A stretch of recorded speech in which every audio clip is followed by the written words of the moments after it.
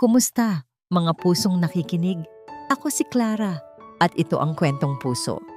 Sa bawat kwento, may mga luhang hindi nakikita at may mga pag-ibig na sinusubok ng tadhana.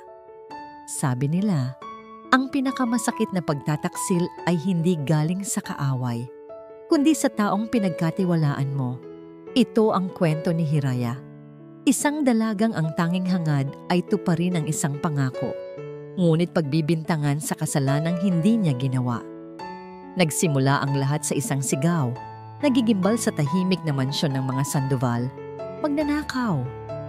Ang isang salita ay parang kulog na bumasag sa pandinig ni Hiraya. Nabitawan niya ang hawak na basahan. Bumagsak ito sa kumikinang na sahig na marmol nang walang tunog. Ang malamig na sahig ay tila gumapang sa kanyang mga paa. Ngunit hindi iyon ang nagpatindig ng kanyang balahibo. Ito ay ang mga mata ng lalaking nasa harapan niya. Mga matang puno ng galit at pagkasuklam. Si Don Keynan Sandoval, ang lalaking nasa harapan niya. Ang ama ng tatlong anghel, nakakakantahan lang niya ng dandansot. Para makatulog, ay tumitingin sa kanya na para siyang basura. Sa tabi ni Keynan ay nakatayo si Sinagdala, ang pinsan ng yumaong asawa nito. May pekeng pag-aalala sa kanyang mukha. Keynan, calm down. Baka naman may paliwanag siya. Ngunit ang mga mata ni Sinagdala ay nakatingin kay Hiraya na may lihim na tagumpay. Hindi makapagsalita si Hiraya. Ang kanyang lalamunan ay tila piniga. Ang tanging tanong sa kanyang isipan ay umuulit-ulit na parang sirang plaka. Bakit? Paliwanag? Muling nagsalita si Keynan. Ang boses niya ay mababa at puno ng yelo. Anong paliwanag ang kailangan ko? Sinagdala. Bukas ang kahon ng alahas ni Luwalhati at nawawala ang paborito niyang kwintas. Siya lang ang tao dito. Itinuro ni Keynan si Hiraya. Ang daliri niya ay nanginginig sa galit. Gusto ni Hiraya na sumagot. Gusto niyang sabihin, hindi po ako. Pero walang boses na lumalabas. Para siyang binuhusan ng isang baldeng nagyayelong tubig. Nanigas ang buo niyang katawan. Ilang linggo ka pa lang dito? Sabi ni Keynan. Bawat salita ay parang sampal. Pinagkatiwalaan kita. Pinapasok kita sa pamamahay ko. Pinahawakan ko sa iyo ang mga anak ko. Ito ang isusukli mo sa akin? Keynan, tama na. Muling sabi ni Sinagdala. Ngunit hinawakan pa nito ang braso ni Keynan na para bang pinipigilan ito, na lalo lang nagsindi sa galit ng lalaki. Umiling si Keynan. Kumuha siya ng isang makapal na sobre mula sa kanyang bulsa at ibinato ito sa sahig, malapit sa paanan ni Hiraya. Kumalat ang ilang piraso ng pera. Bayad mo. Sobra pa yan. Para makalayo ka na. Malamig na utos ni Keynan. Ayokong makita pa ang pagmumukha mo. Umalis ka. Ngayon din. Sa wakas, isang luha ang pumatak mula sa mata ni Hiraya. Ngunit isa lang. Mabilis niya itong pinunasan.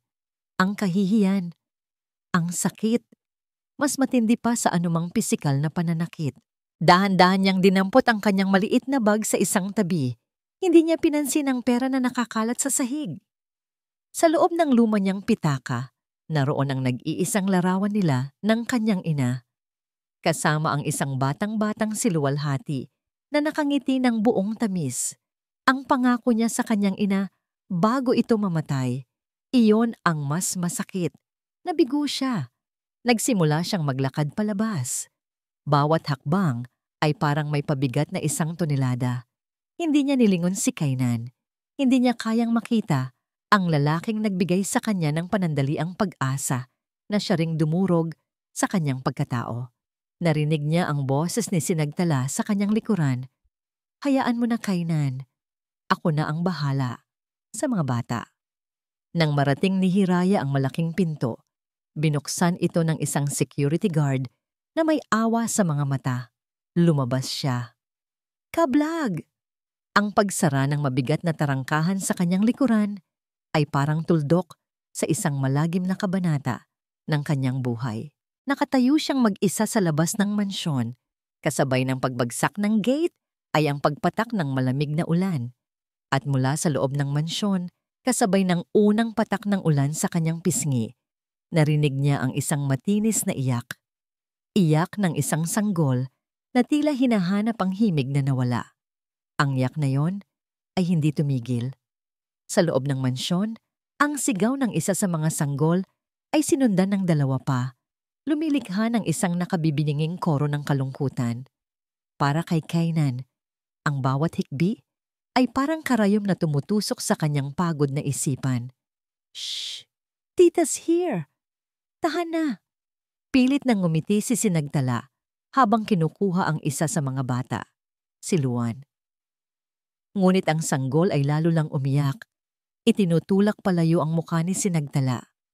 Naiirita, ibinalik ni Sinagtala ang bata sa kuna nang may kaunting diin. Hindi ko alam kung anong nangyayari sa mga to. Baka gutom lang. Si Manang LV, ang matandang kasambahay na nagsilbi sa mga Sandoval mula pa sa panahon ng ama ni Kainan, ay tahimik na nagtimpla ng gatas sa isang sulok. Hindi siya nagsasalita, ngunit ang bawat galaw niya ay may bigat. Nakita niya ang lahat. Ang pagdating ni Hiraya, ang panandaliang kapayapaan, at ang mabilis na pagpapatalsik dito. Habang iniabot ni Manang LV ang bote ng gatas kay Sinagtala, sinadya niyang hindi tumingin sa mga mata nito. Tumingin siya kay Kainan na nakasandal sa pader. Sapo ang kanyang noo. Sir Kainan, mahinang sabi ni Manang LV. Kakaiba po ang yak ng mga bata. Mula nang hindi niya tinapos ang pangungusap, hindi na kailangan. Isang matalim na tingin ang ipinukol ni Sinagtala sa matanda bago pilit nang ngumiti kay Kainan. Manang, pagod lang yan. Hayaan niyo na. Ako na ang bahala rito. Sa terminal ng bus, basang-basa si Hiraya. Ang bawat patak ng ulan na tumatama sa kanyang balat ay kasing lamig ng mga salitang binitiwan ni Kainan. Magnanakaw. Ang salitang iyon ay paulit-ulit na tumatakbo sa kanyang isip. Dinudurog ang anumang natitirang lakas sa kanya. Mahigpit niyang niyakap ang kanyang maliit na bag. Hindi dahil sa laman nito, kundi dahil ito na lang ang natitira sa kanya. Ang kahihiyan ay mas mabigat dalhin kaysa sa gutom o pagod. Sumakay siya sa bus na patungo sa kanyang probinsya, umupo sa tabi ng bintana, at hinayaan ang mga luhang kanina pa niya pinipigilan na malayang dumaloy, kasabay ng agos ng ulan sa salamin. Bumalik sa mansyon, si Kainan ay pumasok sa kanyang study, sinusubukang takasan ng ingay. Ngunit kahit sa loob, rinig na rinig pa rin niya ang walang tigil na pag-iyak. Kinuha ni Manang LV ang pagkakataon. Kumatok siya at pumasok. Dala ang isang tasa ng mainit na kape. Inilapag niya ito sa mesa ni Kainan. Ang tunog ng tasa sa platito ay mas malakas kaysa sa karaniwan. Isang maliit na protesta. Salamat, Manang. Sabi ni Kainan, hindi nag-aangat ng tingin mula sa mga papeles na hindi naman niya binabasa. Hindi umalis si Manang LV. Hindi po ganyan si Hiraya, sir. Manang, please. Ang sabi ng nanay niya noon, ang batang iyan, kahit isang candy, ay hindi kukunin kung hindi sa kanya. Tumingin si Kainan sa matanda. May iritasyon sa kanyang mga mata. Tapos na ang usapang yan. Tumango si Manang LV, ngunit bago siya tumalikod, idinugtong niya. Sana nga po. Sa sala, biglang tumunog ang telepono ni Sinagtala. Mabilis niya itong sinagot at lumayo siya ng kaunti. Bumubulong. Hello? Yes, na-transfer na. Siguraduhin mong walang makakaalam. Mabilis niyang ibinaba ang tawag ng makitang papalabas si Kainan mula sa study. Ang pag-iyak ay hindi pa rin humihinto. Tila ba walang katapusan. Nawalan na ng pasensya si Kainan. Ang kanyang pagdadalamhati, pagod. At ngayon, ang maliit na butil ng pagdududa na itinanim ni Manang LV ay sumabog. Pumasok siya sa nursery kung saan sabay-sabay pa ring umiiyak ang tatlong sanggol. Sinubukan niyang kargahin si Halia, ngunit lalo lang itong nagwala. Tahan na. please. Pakiusap niya. Ngunit ang iyak ay lalong lumakas. Sa sobrang bigat ng nararamdaman, napasigaw siya. Tumahimik kayo. Biglang natahimik ang silid. Maging ang mga sanggol ay natigilan. Ang kanilang mga maliliit na mukha ay puno ng takot. Nanghina ang mga tuhod ni Kainan. Napatingin siya sa kanyang mga anak, sa kanilang mga mata, at sa unang pagkakataon, nakita niya ang sarili bilang isang halimaw. Isang estranghero sa sarili niyang mga anak. Hindi siya kailanman sumigaw sa kanila ng ganito. Hindi. Noong mga araw na narito pa si Hiraya. Noong mga araw na ang tanging maririnig sa silid na ito ay ang malambing na himig ng isang lumang kanta. Ang nakabibinging katahimikan sa nursery ay mas masakit pa kaysa sa kaninang ingay. Ang takot sa mga mata ng kanyang mga anak ay isang salamin na nagpapakita kung ano siya ngayon. Isang ama na nawawala sa sariling pighati. Napaupo si Kainan sa isang silya sa sulok, ipinatong ang mga siko sa kanyang tuhod at isinubsob ang mukha sa kanyang mga palad. Ang araw na yon ay nagsimula tulad ng dati, puno ng kaguluhan. Hindi ko na kaya, Sir Kainan, sabi ng ikatlong yaya na umalis sa loob lang ng 2 buwan. Para silang maliliit na alarma na walang patayan. Naiwan si Kainan kasama si Manang LV at 3 sanggol na sabay-sabay umiiyak. Nasa bingit na siya ng pagsuko nang dumating si Manang LV. May kasamang isang payat na dalaga. Sir, siya po si Hiraya. Pamangkin po ng kaibigan ko sa probinsya. Naghahanap po ng trabaho. Tiningnan ni Kainan ang dalaga mula ulo hanggang paa. Simple lang ang suot nito. Isang luma, ngunit malinis na bestida, mahaba ang buhok, at ang mga mata ay malaki, at tila laging may dalang kaunting lungkot. Ngunit meron ding determinasyon. Kaya mo ba ang 3 sanggol? Tanong ni Kainan. Walang anumang init sa kanyang boses. Tumangulang si Hiraya, isang mabilis at magalang na tango. Walang pag-asa, sinabi ni Kainan. Sige, subukan mo. Dahan-dahang pumasok si Hiraya sa nursery. Huminto siya sa gitna ng silid kung saan ang 3 kuna ay bumubuo ng isang tatsulok ng ingay. Hindi niya agad nilapitan ng mga bata. Pumikit siya sandali, huminga ng malalim, na para bang kumukuha ng lakas mula sa hangin. At pagkatapos, nagsimula siyang kumanta. Isang malambing at halos pabulong na himig. Dandansoy, bayan ta ikaw, pauli ako sa payaw. Iyon lang, isang lumang-lumang awiting bayan na halos hindi na naririnig sa syudad. Pero parang mahika. Unti-unting humina ang iyak ni Halia. Sumunod si Luan, ang kanyang maliliit na kamao ay bumukas. At sa huli, si Dalisay, ang pinakamalakas umiyak sa 3, ay tumahimik. Ang kanyang mga mata ay nanatiling nakatitig kay Hiraya, na para bang nauunawaan ang bawat salita ng kanta. Tumayo si Kainan sa may pintuan, hindi makapaniwala sa kanyang nakikita. Maging si Manang LV ay napangiti. Sa isang sulok, nakatayo si Sinagtala, nakararating lang. Hindi siya nakangiti. Ang kanyang mga mata ay nanliliit. Habang pinapanood si Hiraya, isang anino ng inggit ang mabilis na dumaan sa kanyang mukha bago ito napalitan ng isang pekeng ngiti. Lumapit si Hiraya sa kuna ni Dalisay at dahan-dahang hinaplos ang noo nito. Alam niyo ba? Bulong niya sa mga sanggol. Kahit alam niyang hindi pa siya naiintindihan ng mga ito. Dati, sa probinsya, kapag malungkot ang isang prinsesa, kinakantahan siya ng nanay niya ng awit tungkol sa mga alitaptap. Sabi niya, ang bawat alitaptap daw ay isang halik na ipinapadala ng mga bituin.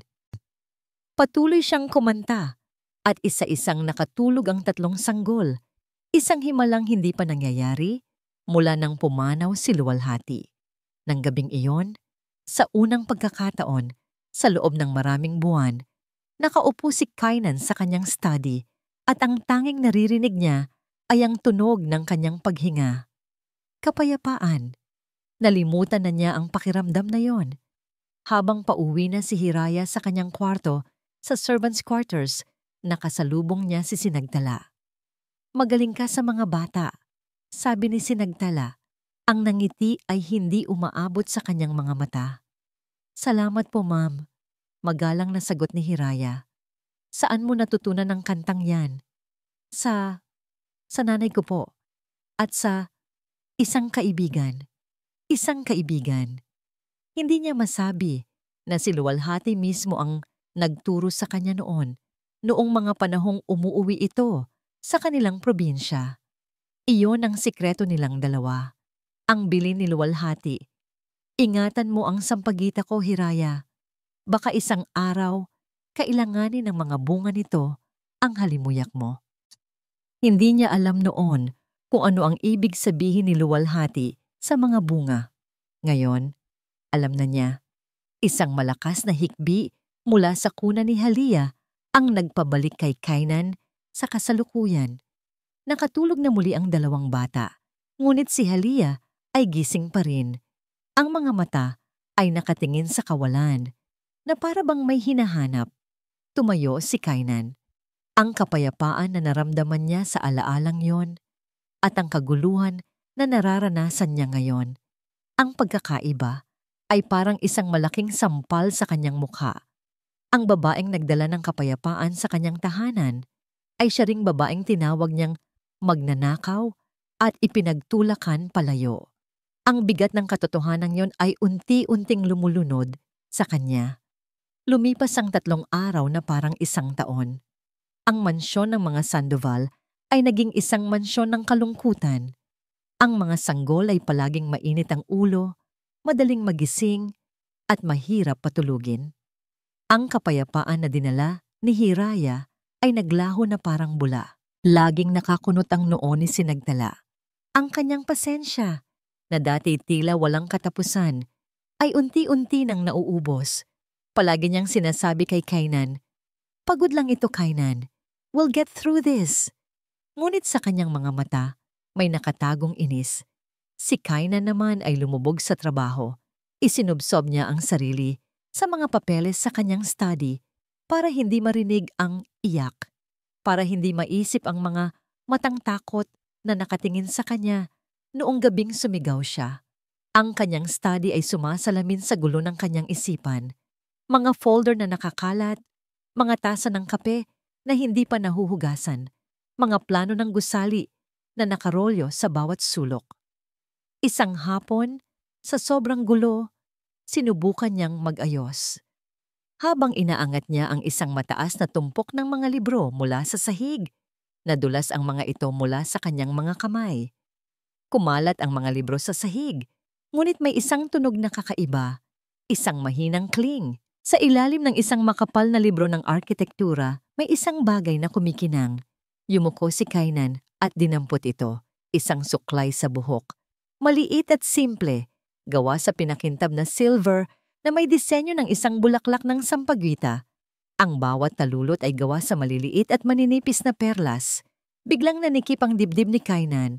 Regalo niya ito kay Luwalhati noong kanilang unang anibersaryo.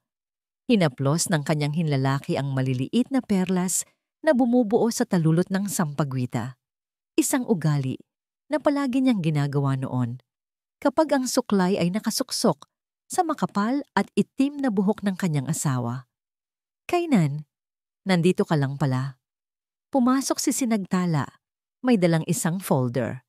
Natigilan siya nang makita ang hawak ni Kainan. "Sinagtala?" tanong ni Kainan. Ang boses ay bahagyang paos. "Nakita mo na ba to dati?" Tiningnan ni Sinagtala ang suklay at isang mabilis na kislap ng pagkilala o takot ang dumaan sa kanyang mga mata bago niya ito itinago sa likod ng isang kaswal ng ngiti. Iyan," sabi niya. Iwinawagay-way ang kanyang kamay. "Baka naiwan ng kung sinong bisita. Itapon mo na lang kung gusto mo. It's probably just cheap." Cheap? Ang salitang yon ay tumama kay Kainan. Alam niya ang halaga ng suklay na yon, hindi sa pera, kundi sa alaala. Tumangulang si Kainan at ibinulsa ang suklay, ngunit ang isip niya ay nagsimula ng mag-isip. Nang makaalis si Sinagtala, Pumasok naman si Manang LV para kunin ang mga tasa ng kape. Nakita niya ang lungkot sa mukha ni Kainan. Okay lang po ba kayo, sir? Hindi sumagot si Kainan. Inilabas niya ang suklay mula sa kanyang bulsa at ipinakita ito sa matanda. Nanlaki ang mga mata ni Manang LV. Tumingin siya sa suklay, pagkatapos ay kay Kainan na may halong pagtataka at awa. Sir, bulong niya. Yan po ang suot ni Hiraya noong araw na umalis siya. Parang may bombang sumabog sa loob ng isip ni Kainan. Baka naiwan ng kung sinong bisita. Ang sabi ni Sinagtala. Iyan po ang suot ni Hiraya. Ang sabi ni Manang LV. Isang alaala ang biglang bumalik sa kanya. Malinaw na parang kahapon lang. Si Luwalhati, nakaupo sa harap ng salamin. Habang isinusuklay niya ang buhok nito, hawak nito ang kaparehong suklay. Ang ganda nito. Mahal. Sabi ni Luwalhati, nakangiti sa refleksyon ni Kainan sa salamin. Balang araw, ibibigay ko to sa isang taong espesyal, isang taong may pusong kasing dalisay ng Sampaguita. Isang taong espesyal, hindi isang kung sinong bisita. Ang kasinungalingan ni Sinagtala at ang katotohanan mula kay Manang LV ay nagbanggaan sa kanyang isipan. Ang imahe ni Hiraya, nakatayo sa gitna ng sala, tahimik at hindi lumalaban, ay biglang nagkaroon ng ibang kahulugan. Hindi ito ang mukha ng isang magnanakaw. Ito ang mukha ng isang taong sinaktan ng walang kalaban-laban at sa unang pagkakataon, tiningnan niya ang direksyon kung saan nagpunta si Sinagtala, hindi na bilang isang kaibigan, kundi bilang isang anino na may itinatagong lihim. Ang suklay na sampagwita sa kanyang palad ay parang isang susi. Isang susi na nagbukas ng isang pinto sa kanyang isipan na matagal na niyang isinara dahil sa sakit. Ang alaala ng huling habilin ni Luwalhati. Ingatan mo ang sampagwita ko. Hindi niya ito naintindihan noon. Akala niya, ang hardin ng mga sampagita sa likod bahay ang tinutukoy nito. Ngunit ngayon, ang mga salita ni Manang LV at ang kasinungalingan ni Sinagtala ay nagbigay ng bagong liwanag sa lahat. Ang suklay, si Hiraya, biglang naalala ni Kainan ang isa pang bagay na sinabi ni Luwalhati noong mga huling araw nito noong hirap na itong magsalita. Mahal, ang mga sikreto ko, nakatago kasama ng mga bituin. Mga bituin. Parang kidlat na tumama sa kanya ang kahulugan yon. Mabilis siyang tumayo. Halos mabuwal ang kanyang upuan. Naglakad siya palabas ng study. Ang kanyang mga hakbang ay mabilis at may layunin. Dinaanan niya si Sinagtala sa sala na nagbabasa ng isang magazine. Kainan, saan ka pupunta? Tanong nito. Bahagyang nagulat sa kanyang biglaang kilos. Hindi siya sumagot. Hindi niya ito tiningnan. Nagpatuloy siya sa pag-akyat sa hagdanan, patungo sa kanilang lumang silid tulugan, isang silid na hindi na niya pinapasok mula nang mamatay si Luwalhati. Ang alikabok ay manipis na nakabalot sa lahat ng bagay. Ngunit sa isang sulok, nakatayo pa rin ang isang malaking teleskopyo, nakatutok sa bintana. Sa tabi nito ay isang mataas na bookshelf na puno ng mga libro tungkol sa astronomy at mga konstelasyon. Ang hilig ni Luwalhati, ang kanyang mundo ng mga bituin, ang kanyang mga daliri ay nanginginig. Habang hinahaplos ang mga gulugod ng mga libro, Orion's Belt, The Andromeda Galaxy, A Guide to the Cosmos, at sa likod ng isang makapal na aklat na may pamagat na celestial objects, may isang bagay na nakatago, isang kwaderno na nababalot sa balat. Ang personal na journal ni Luwalhati. Dinala niya ito sa bintana kung saan tumatagos ang liwanag ng hapon. Ang kanyang puso ay kumakabog ng napakabilis na para bang gusto nitong kumawala sa kanyang dibdib. Nanginginig niyang binuklat ang mga huling pahina. Ang sulat kamay ni Luwalhati ay mahina at nanginginig na. Ngunit malinaw pa rin. October 12. Hirap na akong huminga. Pero kailangan kong isulat ito. Para kay Kainan. Para sa mga anak ko. Sa Sinagtala. Pinsan ko siya. Pero may nakikita ako sa kanyang mga mata. inggit, kasakikiman. Hindi siya masaya para sa amin. Naririnig ko siya sa telepono, may mga kausap tungkol sa pera, tungkol sa Sandoval Holdings. May mali. Kainan, mahal ko, mag-ingat ka sa kanya. Huwag mong ibigay ang iyong tiwala ng buo. Napahinto sa pagbabasa si Kainan. Ang hangin ay tila naubos sa kanyang baga. Nagpatuloy siya. October 15. Nakausap ko si Hiraya kanina. Ang anak ni Nanay Lita na nag-alaga sa akin sa probinsya. Kumanta siya para sa akin sa telepono. Ang dandansoy. Ang tinig niya, parang isang anghel. Sinabi ko sa kanya ang tungkol sa mga anak ko, ang aking 3 munting bunga. Ipinangako niya na kung may mangyari sa akin, hahanapin niya sila. Siya ang aking sampagwita, ang aking pag-asa. Kainan, kung mababasa mo ito at wala na ako, hanapin mo siya. Siya lang ang tunay na mag-aalaga sa ating mga anak. Hiraya, ang anghel na may tinig ng pag-asa. Bumagsak si Kainan sa sahig. Ang journal ay nahulog mula sa kanyang mga kamay. Ang lahat ng piraso ay nagkabit-kabit. Ang suklay, ang kanta, ang pangalan. Hindi lang isang inosenteng babae ang pinalayas niya. Ipinagtabihan niya ang huling habilin ng kanyang asawa. Ipinagkanulo niya ang tiwala ni Luwalhati na patingin siya sa kanyang mga kamay. Ang mga kamay na ito ang nagbato ng pera sa paanan ni Hiraya. Ang mga kamay na ito ang nagturo sa kanya palabas. Isang tunog ng pagguho ang narinig niya. Hindi mula sa labas, kundi mula sa loob niya. Ang mundo na akala niya ay totoo ay gumuho sa isang iglap. Inilalantad ang isang napakasakit na katotohanan. Sinungaling si Sinagtala at siya ay isang hangal. Isang bulag na hangal. Dahan-dahan niyang dinampot muli ang journal. May isang huling linya sa pinakailalim ng pahina. P.S. Ang mga papeles. Nasa ilalim ng kama. Tumayo siya. Ang kanyang mga tuhod ay nanginginig pa rin. Lumuhod siya at sumilip sa ilalim ng kanilang lumang kama. Sa ilalim ng makapal na alikabok, may isang malaking brown envelope na nakadikit sa ilalim ng bed frame. Hinila niya ito. Sa loob, naroon ang mga kopya ng bank statements at mga resibo mula sa mga supplier ng Sandoval Holdings, mga dokumentong hindi niya kailanman nakita.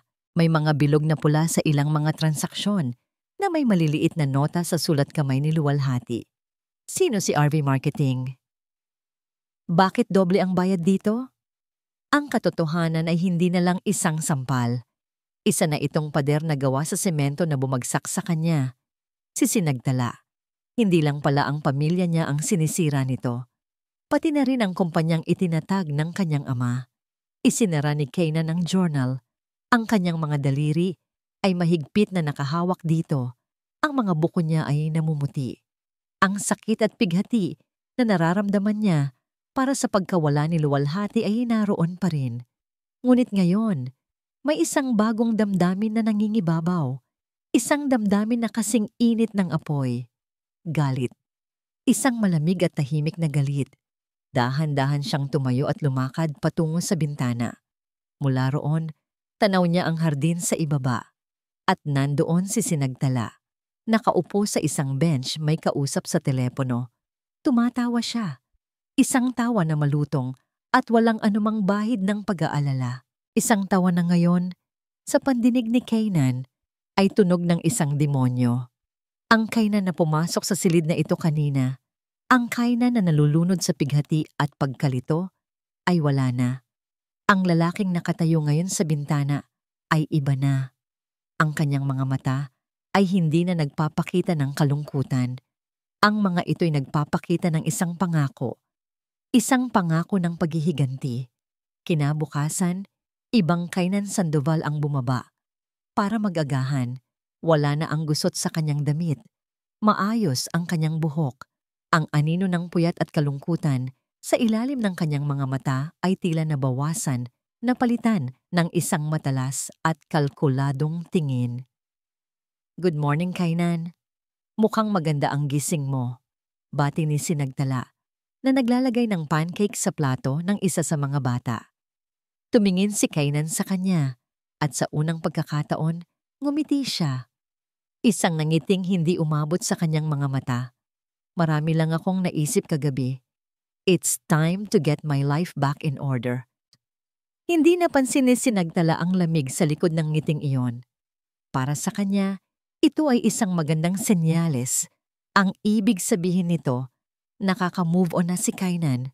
Ang plano niya ay gumagana. Pagkatapos ng almusal, sa halip na dumiretso sa study, pumasok si Kainan sa kanyang kotse. Ang una niyang ginawa ay tawagan ng isang pribadong investigador, isang dating pulis na pinagkakatiwalaan ng kanyang ama. Marco, kailangan ko ng tulong mo, sabi ni Kainan sa telepono. Ang boses ay seryoso. Dalawang bagay. Una, hanapin mo ang isang babae, si Hiraya Jimenez. Bigyan mo ako ng lahat ng impormasyon tungkol sa kanya at sa pamilya niya. Pangalawa, at ito ang mas importante, imbestigahan mo si Sinagtala Vargas. Bawat galaw, bawat transaksyon. I want to know everything. Pagkatapos ng tawag, bumalik siya sa loob ng bahay. Naabutan niya si Sinagtala sa sala. Sinagtala, sabi niya, ang tono ay kaswal. Naaawa ako doon sa Hiraya. Naisip ko, baka masyado akong naging maraka. Baka kailangan niya ng tulong. Alam mo ba kung saang probinsya siya galing? Nagulat si Sinagtala sa biglaang pagbabago ng isip ni Kainan, ngunit mabilis siyang nakabawi. Ito ang pagkakataon niyang patunayan na siya ang mas mabait. Oo naman. Pagsisinungaling niya ng may ngiti. Taga Batangas daw siya. Kawawa nga. Kung gusto mo, ako na ang magpapadala ng kaunting financial assistance para hindi ka na maabala. Huwag na. Ako na. Sagot ni Kainan. Just give me the town's name. Nagbigay si Sinagtala ng pangalan ng isang bayan sa Batangas, isang lugar na malayo sa totoong pinagmulan ni Hiraya. Kinuha ni Kainan ang impormasyon, nagpasalamat, at pagkatapos ay umakyat sa kanyang opisina. Itinext niya agad sa investigador ang maling address. Huwag mong puntahan to. Just a test. Sa loob ng study, ang unang ginawa ni Kainan ay buksan ang kanyang laptop at suriin ang mga dokumentong iniwan ni Luwalhati. Inihambing niya ito sa mga online records ng kumpanya at doon niya nakita ang pattern. Ang RV Marketing, ang supplier na kinwestiyon ni Luwalhati, ay laging nagpapadala ng invoice tuwing katapusan ng buwan at ang bayad ay laging aprobado ni Sinagtala. RV initials. Sinagtala Vargas. Napakalinaw. Napakawalang hiya. Habang abala si Kainan sa pag-iimbestiga, si Sinagtala naman ay nagsimulang makaramdam ng kaunting kaba. Bakit biglang naging interesado si Kainan kay Hiraya? Bakit tila mas alerto ito ngayon? Pumasok siya sa nursery. Ang mga bata, tulad ng dati, ay iritable. Kinuha niya si Dalisay na nagsimulang umiyak. Hey, naku! Ano bang problema mo? Inis na bulong ni Sinagtala sa sanggol. Mula sa pintuan, nakita ito ni Manang LV. Ang pekeng pagmamahal ni Sinagtala ay nawawala kapag walang nanonood. Nang hapong iyon, tumawag ang investigador. Sir Kainan, natrace ko na po ang pamilya ni Hiraya Jimenez. Hindi po sila taga Batangas. Taga isang maliit na barangay po sila sa Quezon Province. Good, sabi ni Kainan. Keep digging on Sinagtala. Bago matapos ang araw, habang naglalaro si Kainan kasama ang kanyang mga anak sa sala, isang bagay na hindi niya ginawa sa loob ng mahabang panahon, lumapit si Manang LV. May hawak siyang isang maliit at nakatuping piraso ng papel. Inilagay niya ito sa ibabaw ng isang magazine. Sa mesang katabi ni Kainan, tinitiyak na walang ibang nakakakita. Sir, bulong niya nang madaanan siya. Address po yan ng nanay ni Hiraya. Ibinigay niya sa akin noon, sakaling may emergency. Hindi kinuha ni Kainan ang papel hanggat hindi umalis si Manang LV. Nang buksan niya ito, nakita niya ang isang pangalan ng probinsya, Quezon, at isang pangalan ng barangay. Tumingin siya kay Sinagtala. Naabala sa kanyang telepono sa kabilang dulo ng sala, walang kamalay-malay. Hawak na niya ang katotohanan. Ngayon, ang kailangan na lang niya ay puntahan ito. Kinaumagahan, sinabi ni Kanan na mayroon siyang isang importanteng site visit sa isang malayong proyekto. Isang kasinungalingan na madaling pinaniwalaan ni Sinagtala. Ang totoo, minamaneho niya ang kanyang mamahaling SUV sa isang highway na papalayo sa Maynila, patungo sa direksyon ng Quezon Province. Ang bawat kilometro na kanyang tinatahak ay parang isang paglalakbay papalayo sa kanyang dating sarili. Ang mga nagtataasang gusali ay napalitan ng malalawak na bukirin. Ang ingay ng trapiko ay napalitan ng tunog ng hangin. Ito ay isang mundong simple, isang mundong matagal na niyang hindi nakikita. Nang marating niya ang bayan, ipinarada niya ang kanyang kotse.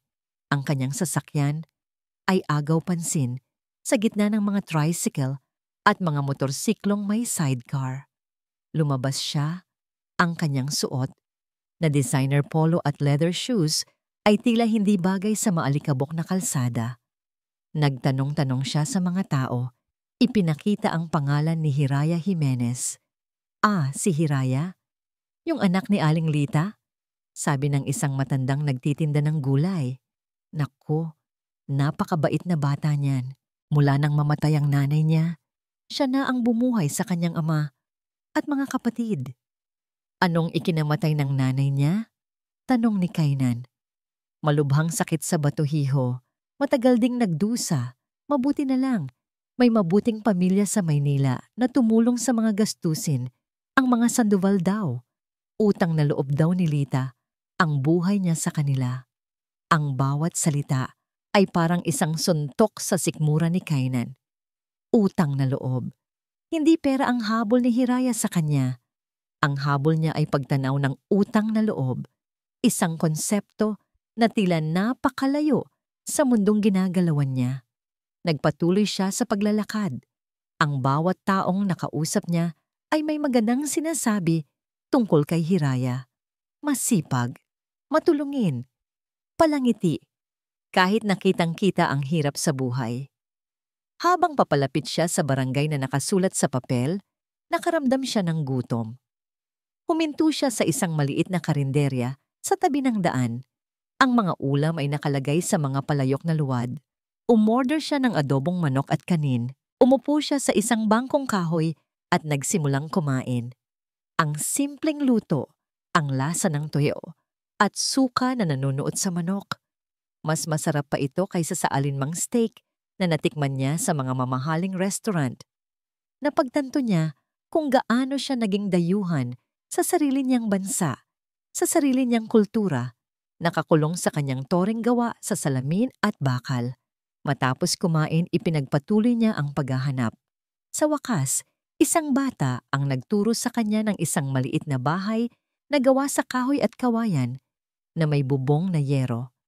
Nakatayo ito sa gitna ng isang hardin ng mga gulay. Simple, ngunit malinis at maayos. Ito ang bahay ni Hiraya. Huminto siya sa harap ng bakod na kawayan, nag-aalangan. Ano ang sasabihin niya? Patawad? Gaano kababaw ang salitang yon kumpara sa sakit na idinulot niya? Huminga siya ng malalim at naglakad patungo sa pinto. Kumatok siya ng 3 beses. Bumukas ang pinto, ngunit hindi si Hiraya ang sumalubong sa kanya. Isang lalaking nasa edad 50, payat ang katawan, at may malalalim na guhit ng paghihirap sa muka. Ang kanyang mga mata ay matalas, at tiningnan siya nito mula ulo hanggang paa, na may halong pagtataka at pagdududa. Sino ka? Tanong ng lalaki. Ang boses ay magaspang. Ako po si Kainan Sandoval. Hinahanap ko po si Hiraya. Biglang nagbago ang anyo ng mukha ng lalaki. Ang pagdududa ay napalitan ng isang malamig na pader. Ang kanyang mga mata ay tila nagbabaga. Ikaw pala, sabi nito. Anong kailangan mo sa anak ko? Sa likod ng kanyang ama, lumitaw si Hiraya. Ang dalaga ay mas payat, kaysa sa huling pagkikita nila. Ang kanyang mga pisngi ay bahagyang humpak at may maitim na bilog sa ilalim ng kanyang mga mata. Ngunit ang kanyang tindig ay tuwid. Ang kanyang mga mata, kahit pagod, ay walang bahid ng takot. Tiningnan niya si Kainan na para bang isa itong estranghero na naligaw ng landas. "Tay, ako na po," mahinang sabi ni Hiraya sa kanyang ama, na halatang ayaw umalis sa pagitan nilang dalawa. Hinawakan niya ang braso nito at marahang iginiya papasok. Pagkatapos ay humarap siya kay Kainan. "Anong ginagawa ninyo dito, Sir Kainan?" Tanong niya. Ang sir ay may diin, isang paalala ng distansya sa pagitan nilang dalawa. Napalunok si Kainan. Ang lahat ng salitang inihanda niya sa kanyang isipan ay biglang naglaho. Sa harap ng tahimik na dignidad ni Hiraya, ang kanyang yaman at kapangyarihan ay walang kwenta. "Hiraya, ako." Nagsimula siya, ngunit ang kanyang boses ay pumiyok. "Nandito ako para humingi ng tawad." Walang nagbago sa ekspresyon ni Hiraya. Tila ba ang mga salitang iyon ay tumalbog lang sa isang pader na hindi nakikita. "Nagkamali ako." Pagpapatuloy ni Kainan, nararamdaman ang pagkapahiya sa bawat salita. "Nabulag ako sa galit at bighati. Alam ko na ang totoo. Hindi mo ninakaw ang kwintas. Patawarin mo sana ako." Inilabas niya ang isang makapal na sobre mula sa kanyang coat. "Ito, para sa'yo, para sa abala, para sa lahat ng..." Hindi niya natapos ang sasabihin dahil umiling si Hiraya. Isang mabagal, ngunit matatag na pag-iling. "Hindi ko po kailangan yan," sabi niya. Ang kanyang boses ay kalmado ngunit may talim. "Ang kailangan ko po na hindi na ninyo maibabalik ay ang pangalan kong dinungisan ninyo." Tiningnan niya ng diretso ang mga mata ni Kainan. "Pinagbintangan ninyo ako sa harap ng ibang mga kasambahay. Tinawag ninyo akong magnanakaw. Ang pera ba? Mabubura niya ng kahihiyan na ipinaramdam ninyo sa akin at sa pamilya ko?" Natigilan si Kainan. Tama siya. Ang pera ay isang insulto. Isang madaling paraan para subukang ayusin ang isang bagay na hindi na maayos ng pera. "Hindi nabibili ang dignidad, Sir Kainan," sabi ni Hiraya. Ang kanyang boses ay bahagyang nanginig sa unang pagkakataon, hindi dahil sa takot, kundi dahil sa pinipigilang sakit. "Umuwi na po kayo." Akma na siyang papasok sa loob, ngunit huminto siya. Humarap siyang muli at sa isang iglap, nakita ni Kainan ang Hiraya na nakilala niya sa mansyon, ang Hiraya na may malambot na puso. "Pakisabi na lang po sa mga bata," sabi niya. Ang kanyang boses ay naging isang bulong. "Na-miss ko na sila." At pagkatapos ay isinara niya ang pinto. Naiwan si Kainan na nakatayo sa labas. Ang sobre ay nakabitin pa rin sa kanyang kamay. Pakiramdam niya ay mas masahol pa siya sa isang pulubi. Ang pagtanggi ni Hiraya ay mas masakit kaysa sa anumang sigaw o sumpa na maaaring ibato sa kanya. Habang naglalakad siya pabalik sa kanyang kotse, nakarinig siya ng isang malakas at sunod-sunod na ubo mula sa loob ng bahay. Isang ubong tuyo at masakit pakinggan. Ang ama ni Hiraya. May sakit ito. At malinaw na wala silang sapat na pera para sa pagpapagamot. Kahit na ganoon, hindi tinanggap ni Hiraya ang kanyang pera. Sumakay si Kainan sa kanyang kotse. Ang pakiramdam ng kabiguan ay bumalot sa kanya. Nabigo siyang ayusin ang kanyang pagkakamali. Nabigo siya nang maibalik ang dignidad na kanyang ninakaw. Biglang nagring ang kanyang telepono. Isang hindi rehistradong numero. Ang pribadong investigador. "Sir?"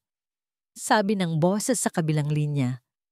May halong pagkaapura. "I found something sa accounts ng Sandoval Holdings. Hindi lang ito simpleng pagnanakaw. Malaking problema to." Ang biyahe pabalik ng Maynila ay isang karera laban sa oras at sa sariling konsensya ni Kainan. Ang mga salita ni Hiraya ay umalingaw-ngaw sa kanyang isipan. Hindi nabibili ang dignidad, habang ang babala ng imbestigador ay tumitimo sa kanyang puso. Malaking problema to. Pagdating niya sa mansyon kinagabihan, naabutan niya si Sinagtala na nagbabasa ng libro sa sala, isang larawan ng pekeng katahimikan. "How was the site visit?" tanong nito. Hindi man lang nagangat ng tingin. "Productive," maikling sagot ni Kanan at dumiretso sa kanyang study. Ang lamig sa kanyang boses ay sapat na para mapatingin si Sinagtala sa kanyang likuran. May bahid ng pagtataka. Ikinandado ni Kanan ang pinto ng study. Binuksan niya ang kanyang laptop at tinawagan ang imbestigador sa isang secure line. "Marco, explain everything to me." "Sir," nagsimula si Marco, "ang RV Marketing, ang supplier na sinabi ninyo, ay isang ghost company. Walang opisina, walang warehouse, pero sa loob ng 1 taon, nakatanggap ito ng bayad mula sa Sandoval Holdings na nagkakahalaga ng halos 50 million pesos para sa mga materyales na hindi naman na-deliver." Nanlamig ang buong katawan ni Kainan. 50 million. Ang pera, pagpapatuloy ni Marco, ay idineposito sa isang bank account na ang nag-iisang signatory ay si Raquel Vargas. Raquel, ang pangalawang pangalan ni Sinagtala. At sir, may mas malala pa. Nitong mga nakaraang linggo, may mga shares ng Sandoval Holdings na unti-unting ibinebenta sa isang anonymous buyer sa mababang halaga. May nagmamanipula sa stock market. May sumisira sa kumpanya mula sa loob. Ibinaba ni Kainan ang telepono. Ang galit na naramdaman niya sa Quezon ay wala kumpara sa nag-aalab na apoy sa kanyang dibdib ngayon. Hindi lang siya ninakawan ni Sinagtala. Niloloko nito ang mga investors. Dinudungisan nito ang pangalan ng kanyang ama. Sinasadya nitong ibagsak ang lahat ng pinaghirapan ng kanilang pamilya. Bigla niyang naalala ang huling isinulat ni Luwalhati sa journal. Ang mga papeles, nasa ilalim ng kama. Ang mga bank statements at resibo, hindi lang yon basta mga papel. Iyon ang mga unang piraso ng ebidensya na nakita ng kanyang asawa. Iyon ang dahilan kung bakit ito nag-alala. Kinuha ni Kainan ang brown envelope mula sa isang nakatagong safe sa kanyang study. Inilatag niya ang mga papeles sa mesa. Ang mga bilog na pula. Ang mga tanong ni Luwalhati. Para bang ang kanyang asawa, kahit mula sa kabilang buhay, ay tinutulungan siyang labanan ito. Kinuha niya ang isang litrato nila ni Luwalhati noong araw ng kanilang kasal na nakatayo sa ibabaw ng kanyang mesa. Ang masayang ngiti nila. Ang mga pangarap na kanilang binuo. Hinaplos niya ang salamin ng picture frame. Ang kanyang mga daliri ay marahang dumaan sa mukha ng kanyang asawa. "Patawad, mahal," bulong niya sa hangin. "Naging bulag ako. Pero hindi na ngayon. Ipaglalaban ko ang lahat ng iniwan mo sa akin. Ipaglalaban kita." Samantala, sa labas ng study, nakatayo si Sinagtala. Napansin niya ang pagbabago kay Kainan sa buong araw. Ang kanyang pagiging abala. Ang kanyang mga lihim na tawag. Nagsimula siyang makaramdam na may mali. Kinuha niya ang kanyang telepono at nag-text sa isang tao sa loob ng Sandoval Holdings, isang accountant na matagal na niyang binabayaran para sa katapatan. "Keep an eye on Kainan. I-report mo sa akin ang bawat galaw niya sa opisina bukas. Lalo na kung may hihingin siyang mga financial records." Hindi niya alam na huli na ang lahat. Ang laban ay hindi na mangyayari sa opisina. Nagsimula na ito sa mismong puso ng kanilang tahanan. Bago matulog, may isang huling ginawa si Kainan. Binuksan niya ang access sa mga CCTV camera ng mansyon sa kanyang laptop. Inatras niya ang recording sa araw na pinalayas niya si Hiraya. Hinanap niya ang eksena sa sala. At doon, nakita niya. Malinaw na malinaw. Habang nagkakagulo sila at nakatalikod si Hiraya, mabilis na lumapit si Sinagtala sa bag ng dalaga. May kinuha siya mula sa kanyang bulsa, isang kumikinang na kwintas, at maingat ngunit mabilis na inilaglag ito sa loob ng bag ni Hiraya. Napatitig si Kainan sa screen Ang kanyang paghinga ay mabigat. Hawak na niya ang ebidensya, ang patunay ng kasamaan, ang simula o binamumila ng pagbagsak ni Sinagtala. Ang kainan na pumasok sa Sandoval Holdings, kinabukasan ay hindi na ang CEO na nagluluksa. Siya ay isang general na papasok sa isang digmaan. Ang una niyang ginawa ay ipatawag ang kanyang pinagkakatiwalaang abogado at ang head of security. Ipinakita niya sa kanila ang lahat. Ang video, ang mga financial records, ang journal ni Luwalhati. Ang kanilang mga muka ay nagpakita ng pagkabigla at galit. Agad silang bumuo ng isang plano. "We need to trap her," sabi ng abogado. "Kailangan nating mahuli siya sa akto o sa isang sitwasyon kung saan hindi siya makakapagsinungaling. Magpatawag ka ng isang biglaang family council meeting," mungkahi ni Kainan. "Isama mo ang mga magulang niya. Ang rason, isang mahalagang anunsyo tungkol sa kinabukasan ng kumpanya." Habang ang bitag ay inihahanda sa Maynila, daan-daang kilometro ang layo, sa isang maliit na ospital sa probinsya ng Quezon, si Hiraya ay nakaupo sa labas ng emergency room. Ang kanyang ama ay isinugod doon kaninang madaling araw. Ang ubo nito ay lumala at nahirapan itong huminga. Pneumonia, hija, sabi ng doktor. At dahil sa dati na niyang kondisyon sa baga, kailangan siyang makonfine at sumailalim sa ilang tests. Medyo malaki ang magagastos. Ang mga salita ng doktor ay parang martilyong pumukpok sa puso ni Hiraya. Saan siya kukuha ng pera? Ang kaunting naipon niya ay halos naubos na sa araw-araw na pangangailangan. Tiningnan niya ang kanyang ama sa loob, natutulog at may nakakabit na oxygen. Ang pakiramdam ng kawalan ng pag-asa ay muling bumalot sa kanya. Habang siya'y nakaupo doon, isang babaeng nakaunipormeng pang-opisina ang lumapit sa kanya. "Ikaw ba si Hiraya Jimenez?" Magalang na tanong ng babae. Tumango si Hiraya. "Ako si Attorney Reyes. Mula ako sa Sandoval Foundation." Sandoval, ang pangalan pa lang ay nagdulot na ng kirot sa dibdib ni Hiraya. "Hindi po ako tumatanggap ng pera mula kay Mr. Sandoval," mabilis niyang sabi. Ngumiti ang abogada. "Hindi ito tungkol sa pera, Miss Jimenez. Ito ay tungkol sa isang trabaho.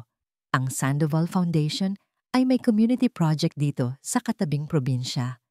Naghahanap kami ng isang project coordinator, isang taong mapagkakatiwalaan, masipag, at may pusong tumulong sa kapwa. Base sa aming background check, ikaw ang perpektong kandidato." Inilatag ng abogada ang mga detalye. Isang disenteng sahod, may kasamang health benefits para sa buong pamilya, at isang maliit na bahay na matitirhan malapit sa project site. Hindi ito isang limos. Ito ay isang oportunidad, isang paraan para matulungan niya ang kanyang ama nang hindi isinusuko ang kanyang dignidad. Naiwan si Hiraya na tuliro. Ang alok ay napakaganda para maging totoo. Ngunit ang kalagayan ng kanyang ama ay nasa isip niya. Ang dignidad ba niya ay mas mahalaga kaysa sa buhay ng kanyang tatay? Samantala, sa Maynila, natanggap ni Sinagtala ang text mula sa kanyang espiya sa kumpanya. Urgent. Bigla ang family meeting mamayang gabi. Pinapatawag ni Sir Kainan ang parents mo tungkol daw sa future ng company. Kinabahan si Sinagtala. Bakit biglaan? Bakit kasama ang mga magulang niya? Ngunit mabilis niyang iwinaksi ang kaba. Baka ito na. Baka iaanunsyo ni Kainan na siya na ang gagawing partner. Ngumiti siya sa kanyang sarili. Ang tagumpay ay abot kamay na. Sa Quezon, nakatayo si Hiraya sa tabi ng kama ng kanyang ama. Hinawakan niya ang magaspang at payat nitong kamay. Nakita niya ang hirap sa paghinga nito, kahit sa tulong ng oxygen. Ang lahat ng sakripisyo ng kanyang ama para sa kanila. Kinuha niya ang kanyang telepono at tinawagan ang numero na iniwan ni Attorney Reyes. Sa Maynila, sa loob ng kanyang kotse papunta sa family meeting, natanggap ni Kainan ang isang text mula sa abogada. "Sir, tumawag na si Hiraya. Tinanggap niya ang alok." Isang maliit na ngiti ang sumilay sa labi ni Kainan. Isang tunay na ngiti. Ang unang hakbang sa pagtubos ng kanyang kasalanan ay nagawa na. Ngayon, oras na para sa hustisya. Dumating siya sa lumang bahay ng kanyang mga magulang kung saan gaganapin ang pulong. Nandoon na ang lahat. Ang tiyuhin at yahin niya. At si Sinagtala, nakaupo sa tabi ng mga ito, suot ang kanyang pinakamagandang bestida na may isang matamis at mapagkunwaring ngiti sa kanyang mga labi. Thank you all for coming. Nagsimula si Kainan. Ang kanyang boses ay kalmado at kontrolado. Ngumiti si Sinagtala.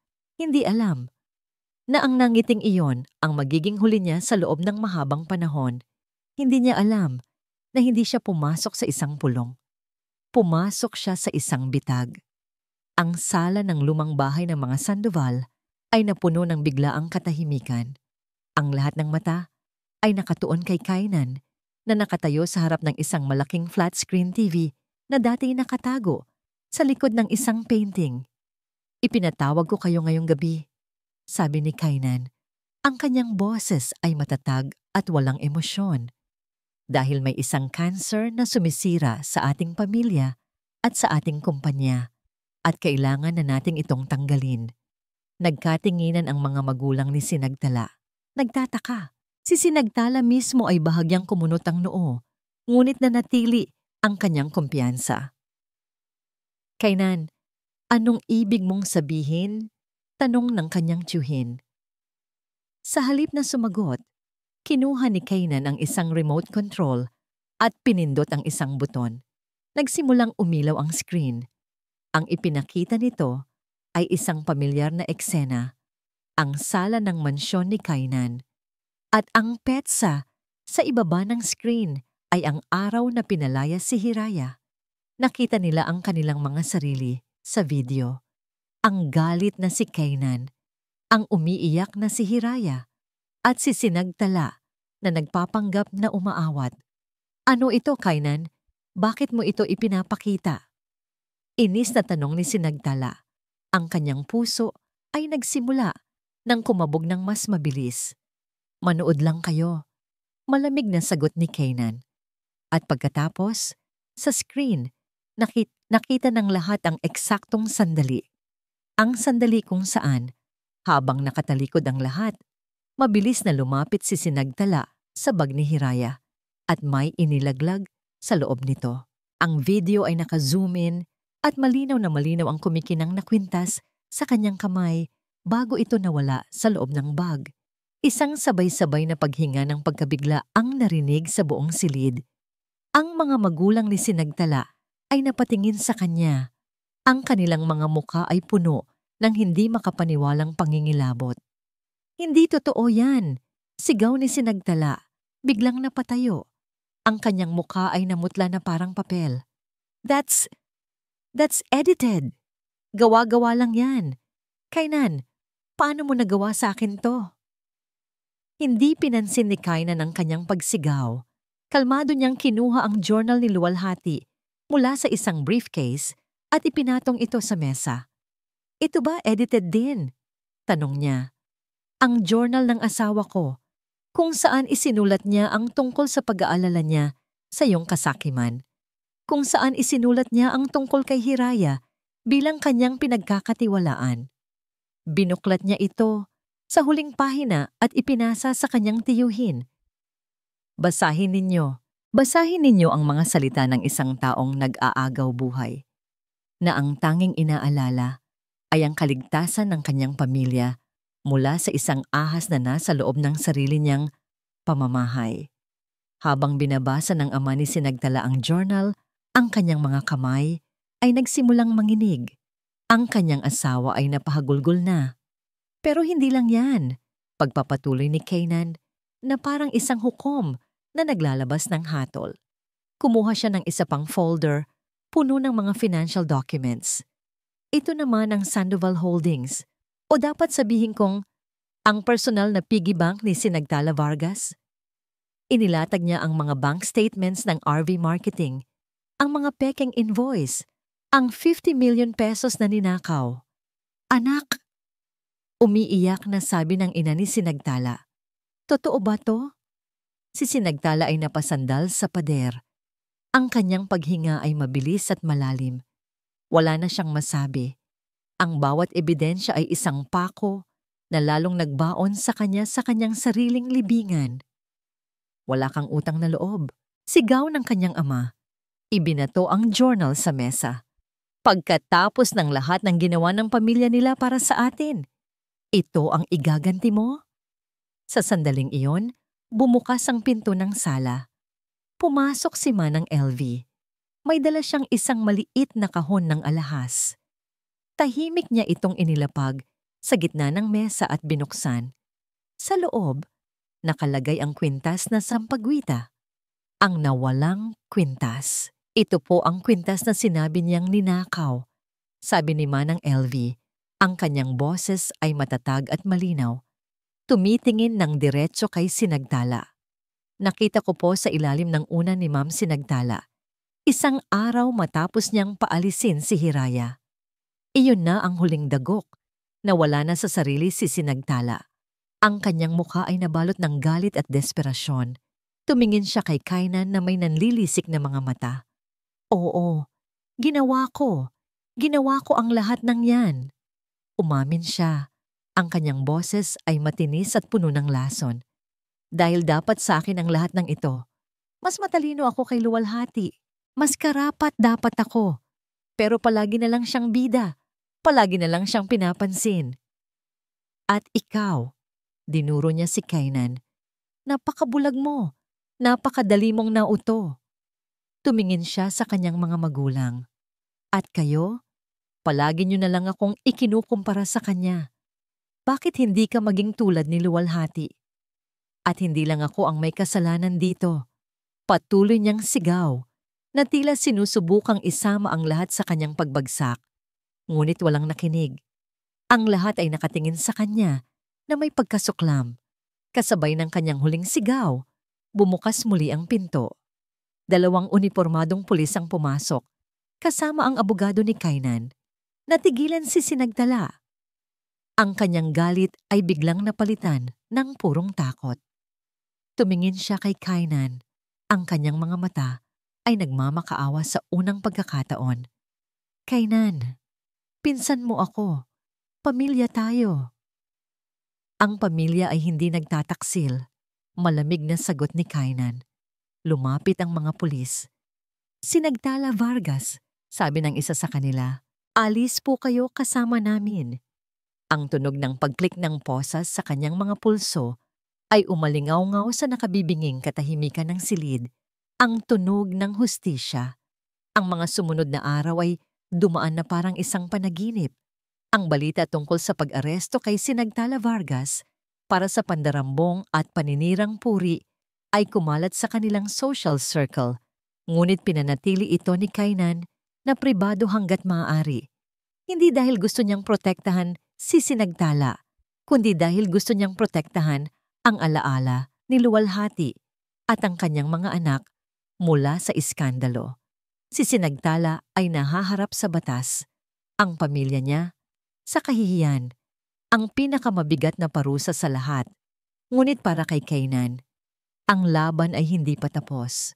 May isa pa siyang kasalanan na kailangang itama. Isang umaga, muli siyang nagmaneho patungong Quezon. Ngunit sa pagkakataong ito, hindi siya dumiretso sa bahay ni Hiraya. Dumiretso siya sa ospital ng probinsya. Hindi siya nagdala ng mga bodyguard. Hindi siya nagdala ng sobre na puno ng pera. Ang dala lang niya ay ang bigat ng kanyang pagsisisi. Mula sa malayo, nakita niya si Hiraya, nakaupo sa isang upuang plastik sa kahabaan ng pasilyo, nakatingin sa kawalan. Ang ama nito ay inooperahan. Hindi lumapit si Kainan. Alam niyang ang presensya niya ay magdudulot lang ng dagdag na bigat sa dalaga. Sa halip, kinausap niya ang isang nurse para malaman ang status ng operasyon. Pagkatapos, umupo siya sa isang sulok sa kabilang dulo ng hallway kung saan hindi siya gaanong makikita ni Hiraya. At doon, naghintay siya. Lumipas ang mga oras, dumating ang tanghali, Pagkatapos ay hapon, hindi kumain si Kainan. Hindi siya umalis sa kanyang pwesto. Ang bawat minuto ay isang penitensya, isang tahimik na pagbabantay bilang pagpapakita ng kanyang pagsisisi. Dapit hapon na nang sa wakas, ay mapansin siya ni Hiraya. Naglalakad ito para kumuha ng tubig nang makita niya ang isang pamilyar na anyo sa dulo ng pasilyo. Si Kainan. Mukha itong pagod, ang mamahalin nitong damit ay gusot na. Ngunit ang mga mata nito ay nakatuon sa pintuan ng operating room. Nagulat si Hiraya. Ano ang ginagawa nito dito? Hindi niya ito pinansin. Nagpatuloy siya sa paglalakad. Ngunit habang pabalik, hindi na niya natiis. Lumapit siya. Anong ginagawa ninyo dito? Tanong niya. Ang boses ay mahina. Tumingala si Kainan. Hinihintay ko lang na matapos ang operasyon para masigurong maayos ang lahat. Walang bahid ng pagmamataas sa kanyang boses. Tanging pagod at sinseridad. Hindi alam ni Hiraya ang sasabihin. Maya-maya, muling nagsalita si Kainan. Kumuha siya ng isang maliit na paper bag sa kanyang tabi at iniabot ito kay Hiraya. Sa loob, may isang styrofoam box na naglalaman ng kanin at ulam. Hindi ka pa siguro kumakain? Simpleng sabi niya. Ang simpleng gesto na yon, ang pag-aalala sa kanyang kapakanan, hindi ang pag-aalok ng pera, ay tila bumasag sa isang maliit na bahagi ng pader na itinayo ni Hiraya sa paligid ng kanyang puso. Kinuha niya ang pagkain nang hindi nagsasalita. Nagpatuloy ang kanilang tahimik na paghihintay. Magkatabi. Ngunit may milya-milyang distansya pa rin sa pagitan nila. Makalipas ang isa pang oras, bumukas ang pinto ng operating room. Lumabas ang isang doktor na nakangiti. Successful ang operasyon, anunsyo ng doktor. Stable na ang kondisyon ng tatay ninyo. Kailangan na lang niyang magpalakas. Isang malakas na hininga ng ginhawa ang pinakawalan ni Hiraya. At kasunod nito, ang mga luha na kanina pa niya pinipigilan ay bumuhos na. Umiyak siya, hindi dahil sa sakit o galit, kundi dahil sa labis na pasasalamat at pagod. Sa gitna ng kanyang pag-iyak, napatingin siya kay Kainan. Nakatayo ito, nakangiti rin ng bahagya, isang ngiti ng ginhawa. At sa unang pagkakataon, ang tingin na ibinigay ni Hiraya kay Kainan ay hindi na puno ng pagtatanggol o sakit. Ito ay isang tingin na komplikado. May pasasalamat, may kaunting pagkalito, at marahil, sa pinakasulok nito, may isang maliit na binhi ng pagpapatawad. Lumipas ang 6 na buwan. Ang hangin sa probinsya ng Quezon ay sariwa at malinis, lalo na sa umaga. Sa isang maliit ngunit maayos na bahay na ipinatayo ng Sandoval Foundation, nakaupo sa balkonahe si Mang Tony, ang ama ni Hiraya. Mas malakas na siya ngayon at masaya siyang pinapanood ang mga batang naglalaro sa bagong tayong community center sa di kalayuan. Ang community center na yon ay ang proyekto ni Hiraya. Hindi na siya ang payat at takot na dalaga na umalis ng Maynila. Ang kanyang mga pisngi ay may kulay na at ang kanyang mga mata ay nagniningning na may layunin. Siya ang naging puso ng maliit na komunidad na yon. Tinutulungan ang mga bata sa kanilang pag-aaral at ang mga nanay sa kanilang mga proyektong pangkabuhayan. Nahanap niya ang kanyang lakas, hindi sa paghihiganti, kundi sa pagtulong. Isang pamilyar na SUV ang huminto sa harap ng bahay. Mula rito ay bumaba si Kainan at kasunod niya ang 3 maliliit na bata na ngayon ay marunong nang maglakad. Tita Aya, sabay-sabay na sigaw ng mga bata. At tumakbo, kahit paika-ika pa, patungo kay Hiraya na sumalubong sa kanila sa hardin. Niyakap sila ni Hiraya ng mahigpit. Ang bawat yakap ay isang piraso ng nakaraan na nabubuo muli. Ngunit sa pagkakataong ito, walang sakit. Tanging pagmamahal. Naging isang ritual na ang pagbisita ni Kainan tuwing katapusan ng linggo. Hindi bilang isang amo, kundi bilang isang kaibigan. Isang taong tahimik na sumusuporta mula sa malayo. Umupo siya sa tabi ni Mang Tony sa balkonahe. Nagkamustahan sila, simple at magaan na usapan tungkol sa ani, sa panahon, sa mga bata. Walang bahid ng nakaraan. Mula sa balkonahe, pinanood nila si Hiraya na nakikipaglaro sa mga bata sa ilalim ng isang puno ng mangga. Kumakanta siya. Hindi na ang malungkot na dandansoy. Isang masayang awiting pambata naman. Ang tawa ng mga bata ay sumasabay sa kanyang kanta. Lumilikha ng isang perpektong musika.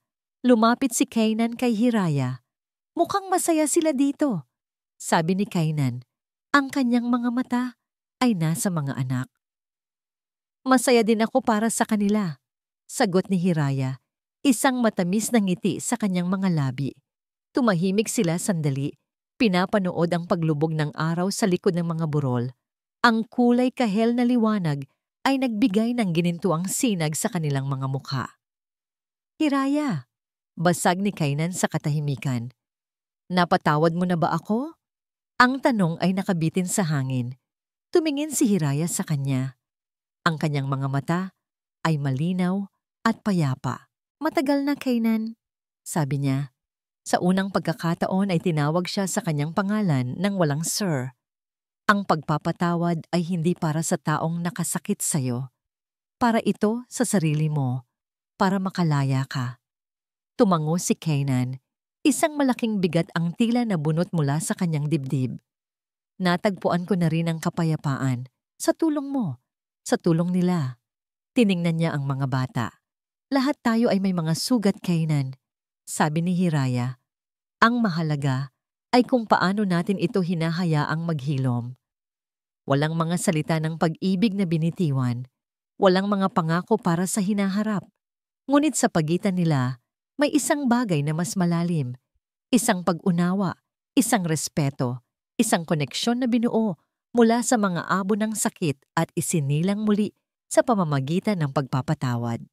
Salamat, Hiraya, bulong ni Kainan. Salamat sa lahat. Ngumiti lang si Hiraya. Isang nangiting nagsasabing sapat na yon. At habang ang mga alitap-tap ay nagsisimulang umilaw sa papalapit na gabi, alam nilang pareho na ang kanilang kwento ay hindi nagtatapos dito. Ito ay nagsisimula pa lamang. At dito, sa pagitan ng katahimikan at pag-asa, nagtatapos ang ating paglalakbay sa kwento ni Kainan at Hiraya. Maraming salamat sa inyo, mga minamahal naming tagapakinig, sa pagsama sa amin hanggang sa dulo ng kwentong ito. Habang isinusulat ko ang kwentong ito, aminin ko, pinakamasakit isulat ang eksena kung saan si Hiraya ay pinalayas. Ramdam ko ang bawat patak ng ulan sa kanyang pisngi, ang bigat ng bawat salitang ibinato sa kanya. Ang kwentong ito ay inspirasyon ng mga totoong istorya ng mga taong nasaktan, ng mga taong pinagkaitan ng hustisya. Ngunit sa huli, pinili pa ring magpatawad dahil ang pagpapatawad ay parang isang maliit na binhi. Kahit gaano pa kadilim ang lupang pinaglagyan nito, kapag diniligan ng pag-unawa at sinseridad, ito ay tutubo at magiging isang panibagong pag-asa. At ngayon, gusto kong itanong sa inyo, kung ikaw si Hiraya, sa kabila ng lahat ng sakit at kahihiyan, kaya mo bang buksan muli ang iyong puso para sa pagpapatawad? O naniniwala ka bang may mga kasalanan na hindi na kayang burahin ng anumang pagsisisi? Ibahagi niyo po ang inyong saloobin sa comment section. At kung nagustuhan ninyo ang kwentong ito, huwag po kalimutang mag-iwan ng like at i-share ang video na ito sa inyong mga kaibigan. Ang kwento ay isinulat ni Kwentong Puso